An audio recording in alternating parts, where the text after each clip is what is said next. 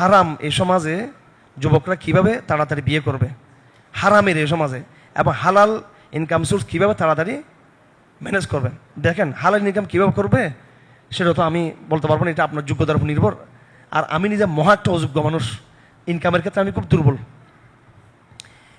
বাকি আমি একটা হাদিস জানি যে আল্লাহ পাক 3 প্রকার ব্যক্তিকে আল্লাহ পাক সাহায্য করেন, তার মধ্যে এটা এই হাদিসটা আমি বারবার বলছি, আন্না কি হল্লাদি ইউরিদুল ইস্তাফাফ, ওই বিবাহকারী, বিবাহের ইচ্ছা পোষণকারী ওই তরুণী যারা নিজের চরিত্রকে রক্ষা করতে চায়, আল্লাহ পাকে এদেরকে সাহায্য করা আল্লাহর দায়িত্ব।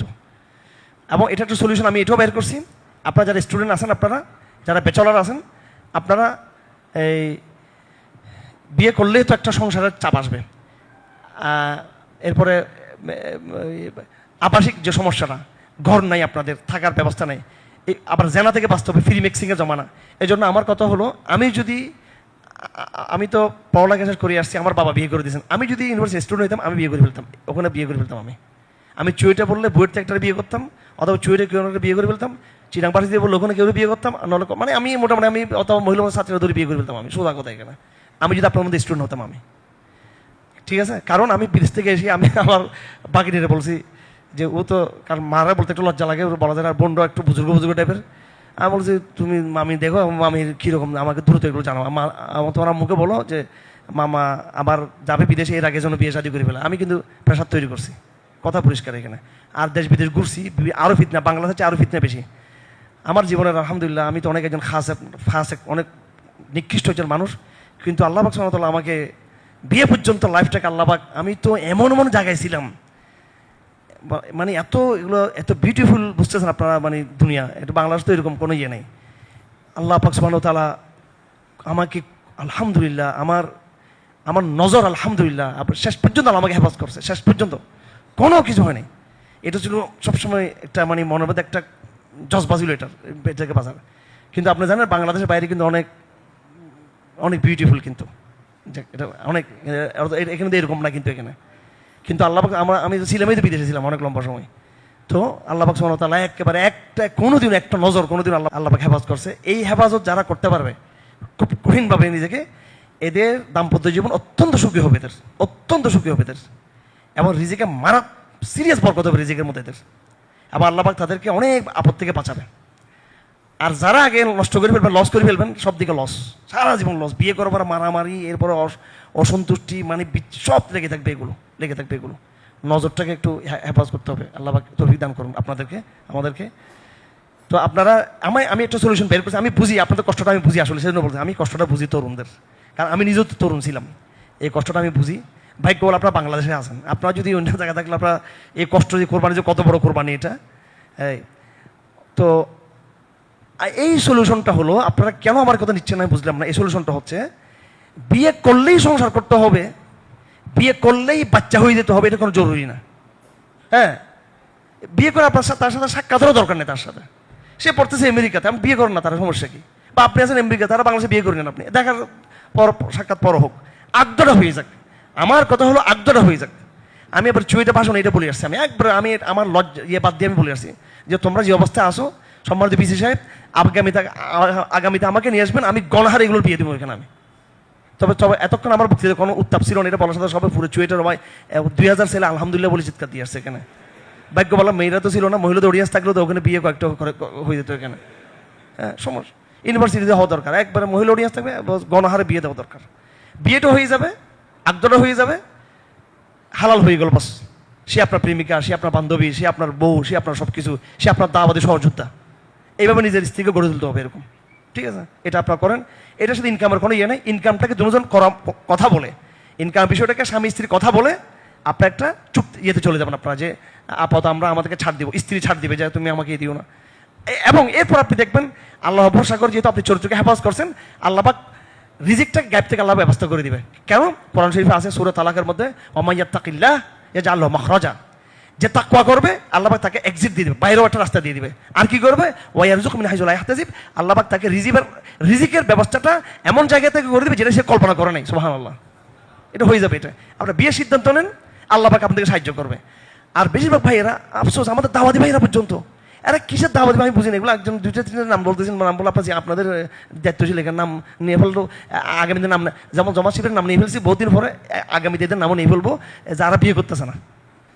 এরা আমার ডানে বাবা থাকে, এদের আমি বুঝি এরা শুধু পারিবারিক কারণে বিয়ে করতেছে না। অথচ এদেরকে বিয়ে করার জন্য অনেক মেয়েরাও এদেরকে ইয়ে করে, আমার দাওয়াতে এদের পছন্দ করা হয়তো সম্ভবত, মানে আমাদেরকে বলে এরা যে ওইরকম ভাইটাকে, হ্যাঁ, কিন্তু এরা কি বুঝি না এরা কেন বিয়ে, ওই ঘরটা বাঁধবে বা অ্যাটাচড বাথরুম লাগবে, তার কিছু ইনকাম লাগবে।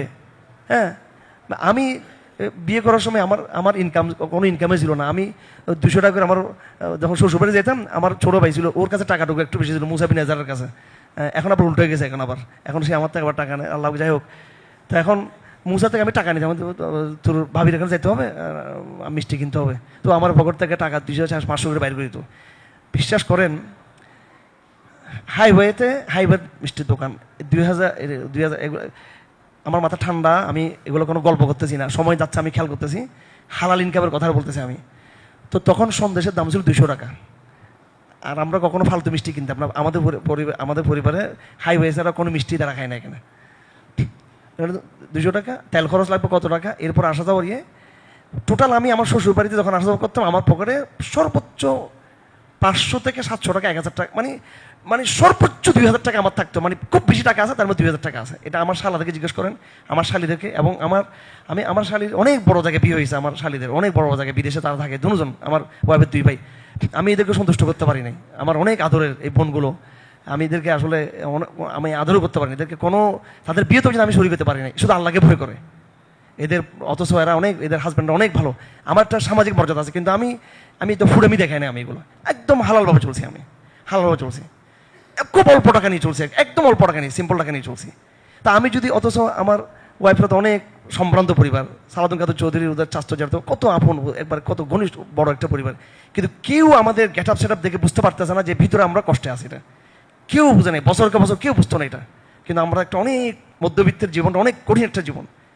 তো এই অল্প টাকা এখান থেকে হাইওয়েতে যেতাম, মিষ্টিটা কিনতাম ঠিক বরাবর, এরপর যেতাম আসতাম। আমি কখনো অতিরিক্ত কখনো খরচ করার শক্তি আমাদের ছিল না এরকম। এই পর্যন্ত আল্লাহ পাক আমাদেরকে চলে আনছেন, আমার কোনো লোন নেই, কিছু নেই আমার। এত বছর পর হজ যাচ্ছি, তারপর আমি আমারটা আমি অনেক ব্যবস্থা যেটা আল্লাহ করতেছে, এটা তাও অনেক স্ট্রাগল দিয়ে হচ্ছে, বিষয়টা খুব সহজে হচ্ছে না বিষয়টা। তা আপনারা ভরসা করুন আল্লাহর উপরে, জুহুদ করুন। আপনারা কি করুন? জুহুদ করুন। আপনারা অল্প টাকাতে আপনারা কি করুন? হ্যাঁ, অল্প টাকাতে সন্তুষ্ট থাকুন, অল্প টাকা সন্তুষ্ট থাকুন। আমি আপনাদেরকে বলবো, আমাদের সিএনজি ড্রাইভার ভাই আমার সামনে এখানে আছে, মুত্তাকি আলহামদুলিল্লাহ, সে আমার দোস্ত, আমি তার সাথে ব্যস্ত থাকতে চাই। আমি সেই সিএনজি ড্রাইভার, আমি তাকে আল্লাহর কসম, আমি তাকে এই জন্য ভালোবাসি, সে সিএনজি ড্রাইভার, সেই জন্য সে হালাল ইনকাম করে, সে হালাল ইনকাম করে।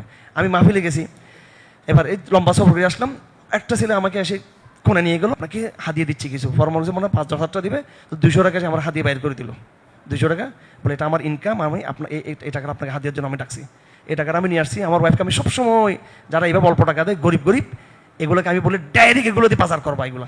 আর যেগুলো মাহফিলে হাদিয়ে, ওগুলো দিয়ে এই টয়লেটের এই যে কিনা যে একটা হারপিক, এমনি 5,000 ফলাফেনদের যে কি বলে যেগুলো ট্রান্সপোর্ট, হ্যাঁ, তারপরে যে বিদ্যুতের বিল, বিল, এই সমস্ত এগুলোতে খরচ করে না পারতে বাজারের টাকা কোনতে নিবা, কিন্তু মূল টাকাটা নিবে হলো একবার যেগুলো খালেস হাদিয়ের জন্য। আমি হাদিয়ে 2 ভাগে ভাগ করি, আমি যেগুলো নিরহ টাইপের গরিব হাদিয়ে যেগুলো, ওগুলো দিয়ে আমি নিজে খাই, এগুলো আমি যেগুলো এখলাসের, রিক্সাওয়ালাদের, ট্যাক্সিওয়ালাদের, সিএনজিওয়ালাদের, অথবা এমন কিছু দাওয়াতি বেদা যারা একবারে খুব এখলাস থেকে মহব্বত করে যেটা করছে ওইটা।